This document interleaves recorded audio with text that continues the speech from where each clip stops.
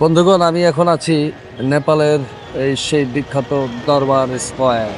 আপনার দরবার স্কোয়ারে ঢুকতে গেলে আপনাকে অবশ্যই টিকিট কাটতে হবে। টিকিটের মূল্য হচ্ছে সার্কভুক্ত দেশ যারা রয়েছেন তাদের হচ্ছে মাত্র 500 টাকা করে।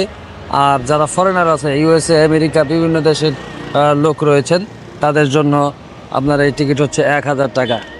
এই যে হচ্ছে দরবার স্কোয়ারের ঠিক সামনের জায়গায় দেখুন প্রচুর পরিমাণে পর্যটক এখানে সমাগম হয়। নেপালের সবচেয়ে জনপ্রিয় জায়গা। আমি এই যে টিকিট নিয়েছি, 500 টাকা করে লাগছে এই যে টিকিট। আর এই যে দেখতে পাচ্ছেন entry pass, entrance pass ticket. এই যে দেখেন সুন্দর সুন্দর দরবার স্কোয়ারের সেই সামনের জায়গাটা। ওয়াও, দারুণ!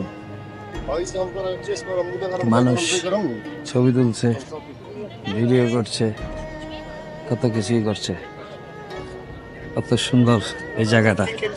আমাদের দেশে এমন জায়গা কেন নাই আমি বুঝি না। সরকার তো চাইলে বানাতে পারে, আর ওরা হাজার হাজার বছর আগে, শত শত বছর আগে বানিয়ে রাখছে। আর এই দরবার স্কোয়ারটা আপনার 2015 সালের যে ভূমিকম্প হয়েছিল, সেই ভূমিকম্পতে কিন্তু অনেকটাই ক্ষতিগ্রস্ত হয়েছিল এই সেই দরবার স্কোয়ার। দেখুন কত সুন্দর স্থাপনা। শত শত বছর আগে এই স্থাপনাগুলো তৈরি করা হয়েছিল। নেপালে টোটাল 3টি দরবার স্কোয়ার রয়েছে, তার মধ্যে এই কাঠমান্ডু দরবার স্কোয়ারটা মানে খুবই বিখ্যাত, খুবই পপুলার। আর এটা হচ্ছে একটা রাজপ্রাসাদ। এই রাজপ্রাসাদটা হচ্ছে আপনার 1079 সালের দিকে প্রতিষ্ঠিত হয়েছে বলে মানে কথিত আছে, কিন্তু আমার কাছে মনে হয়েছে এটা আরও বেশি প্রাচীন। কারণ এখানে আমি গৌতম বুদ্ধের অনেক মূর্তি খোদাই করা আমি দেখতে পেলাম। আর এই দরবার স্কোয়ারের যে বিল্ডিংগুলো আছে, যে রাজপ্রাসাদগুলো আছে, এগুলো কিন্তু কাঠ এবং চুন সুরকির তৈরি, মানে বিশেষ করে কাঠের কারুকাজ এটার ভিতরে বেশি। একটু পরে আমি তোমাদেরকে ভিতরে গিয়ে দেখাবো। আর এই রাজপ্রাসাদটাতে আজ থেকে 100 বছর আগেও মানে রাজারা বসবাস করত, মানে এই হচ্ছে ব্যাপার। তারপর আমি ভিতরে গিয়ে তোমাদেরকে খুঁটিনাটি একেবারে যা কিছু আছে সব কিছু আমি তোমাদের দেখানোর চেষ্টা করব। এই জায়গাটা কিন্তু 2015 সালে মানে ভূমিকম্পে বিরাট বড় ক্ষতিগ্রস্ত হয়ে গেছিল। আপনারা জানেন নেপালে প্রায় 4000 মানুষ ওই ভূমিকম্পে মারা গিয়েছিল। আর এই দরবার স্কোয়ারটা বর্তমানে চায়নার এইডে, চায়নার সহযোগিতায় এটা মেরামত কাজ চলতেছে 10 বছর ধরে, এখনো চলমান আছে। কিছু কিছু জায়গা আমরা যেতে পারিনি, সেজন্য দুঃখিত। কারণ ওইসব জায়গায় নির্মাণ কাজ চলছে, মানে সংস্কার কাজ চলছে, যার কারণে যেতে পারিনি। যাই হোক বন্ধুগণ, আপনারা আমার সঙ্গে আচ্ছা, এই আমরা ভিতরে ঢুকতেছি, দুজন পর্যটক বের হচ্ছে।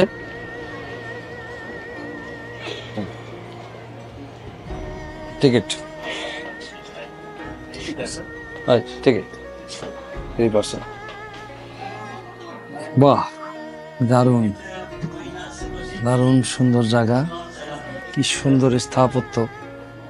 এই যুগে হয়তোবা এইসব স্থাপত্য করা সম্ভব না। একেবারে চাইনিজ স্টাইলের স্থাপত্য দেখতে পাচ্ছেন।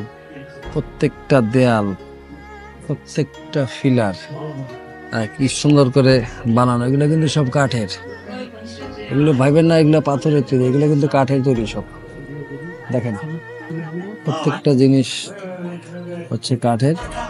এই যে ফরেন পর্যটক ছবি তুলছেন।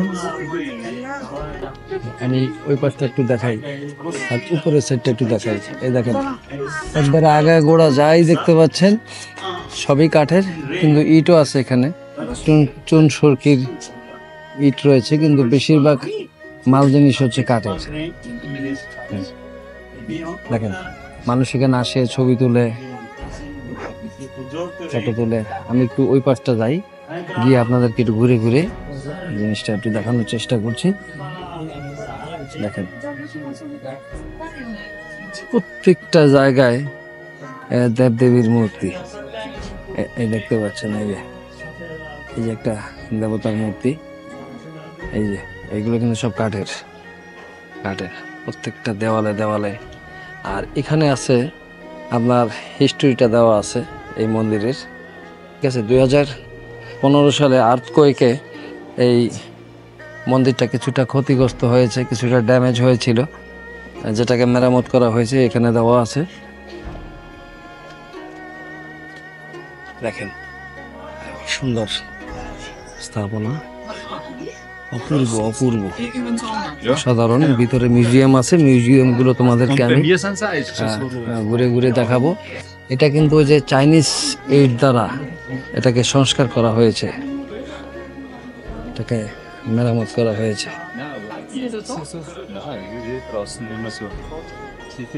দেখেন প্রচুর পরিমাণে বিদেশি পর্যটকের সমাগম হয় এই স্থাপনায়, এখানে দেখতে আসে।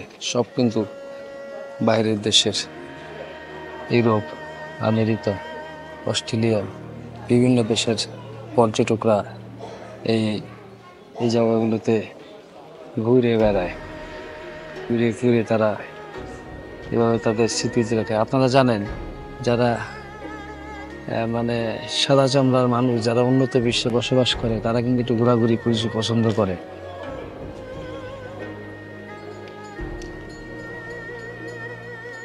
এই দেখেন আপনারা কাজ চলতেছে এই যে দরবার স্কোয়ারের সেই রাজপ্রাসাদের ভিতরে। তা আমি তোমাদেরকে ক্যামেরাতে একটু দেখাচ্ছি যে রাজা রানীরা যেসব সিংহাসন ব্যবহার করতো, সেই সিংহাসনগুলো এই যে এখানে আছে। এই যে সিংহাসনগুলো দেখো, এই যে চেয়ার, খাট, পালং, সিংহাসন। হ্যাঁ, তোমরা দেখতেই পাচ্ছ।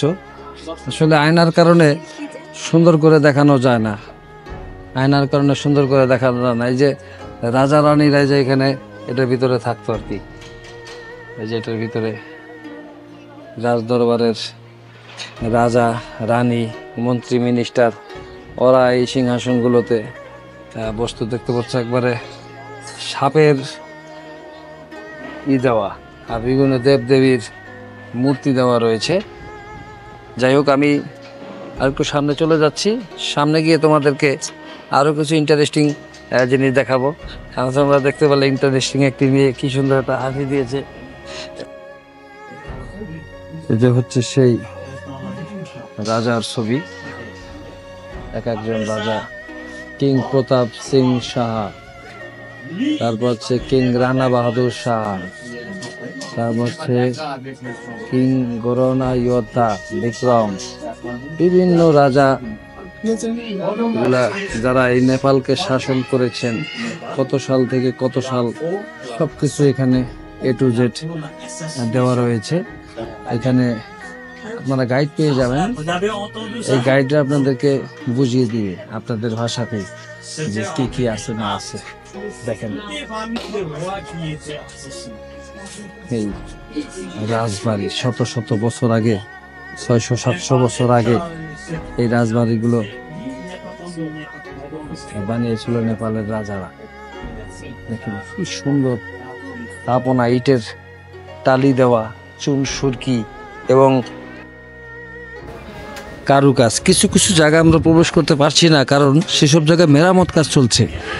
মেরামত কাজ চলার কারণে আমরা প্রবেশ করতে পারছি না। তো দেখো, একটু জুম করে আমি দেখাই বিল্ডিংগুলা। হ্যাঁ, জুম করে কাছে থেকে দেখাই। স্থাপনাগুলা একবারে চাইনিজ স্টাইলে, চায়না ইট কিন্তু এদেরকে এগুলা মেরামতের জন্য সহযোগিতা করতেছে এবং এখনো মেরামত চলছে, কারণ এই জায়গাগুলো কিন্তু খুব সেন্সিটিভ। এখন চলে 2024 সাল, প্রায় 10 বছর ধরে মেরামত হচ্ছে। এটা দেখেন, এটা হচ্ছে ল্যান্ড রোভার একটি গাড়ি, পুরাতন আমলের একটি গাড়ি। এটা হচ্ছে আগের যে রাজা ছিল, ঠিক আছে, মহেন্দ্র বীর বিক্রম, তার কিন্তু এই গাড়ি, ঠিক আছে।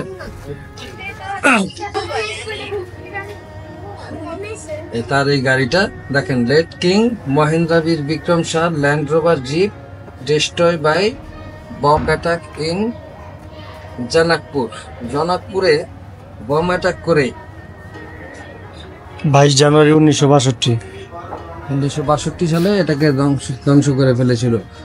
যাই হোক বন্ধুগণ, এখন আমি চলো তোমাদেরকে, মাইক কাজ করতেছে না বন্ধুগণ, আমার কথা হয়তো বা আসছে, হ্যাঁ সেজন্য আমি দুঃখিত। চলো আমাদেরকে একটা পুকুর দেখাই। এই যে প্রাচীন একটা পুকুর আমি তোমাদেরকে দেখাবো, যে প্রাচীন আমলে রাজা বাদশারা এই যে এই পুকুরে সময় কাটাতো। দেখো পুকুরটা আসলে রাজাদের কাজ হচ্ছে রাজকীয় কাজ কারবার। দেখেন, হ্যাঁ এই পুকুরটা দেখেন কত সুন্দর করে বানাইছে। এই যে ওদিকটা ওই সান্দাবনে ঘাট আছে, রানীরা হয়তো বা ওদিকটা নাইমা গোসল করতো, স্নান করতো ওই জায়গাগুলো দিয়ে। ওখানে এখন এন্ট্রি করা যায় না, আমি ওই পাশটা দেখাই, শোনেন। দেখেন একটা পুকুর বানাইছে গোসল করার জন্য, তাও একেবারে রাজকীয় স্টাইল। পুকুরের মাঝখানে এটা কি দিয়ে রাখছে? হ্যাঁ, একটা pillar দিয়ে রাখছে। পুকুরের মাঝখানে ওই যে উপরে মনে হয় পিতল তামা বা কোনো কিছু একটা দিয়ে বানানো হয়ে গেছে, দিয়ে বানানো আছে। এরপরে ওই পাশে কিছু জায়গা রয়েছে যেখানে প্রবেশ একেবারে নো এন্ট্রি। ওই জায়গাটা একটু দেখান তো, ওই সেটটা আমার মনে হয় খুবই সুন্দর জায়গা, এবং মন্দির টন্দির রয়েছে সম্ভবত। ওই যে কিছু মানুষ আমরা দেখতে পাচ্ছি, কিন্তু এখানে নো এন্ট্রি, ওখানে প্রবেশ করা একেবারেই নিষিদ্ধ। চলেন আমরা বাগানটাকে একটু দেখাই।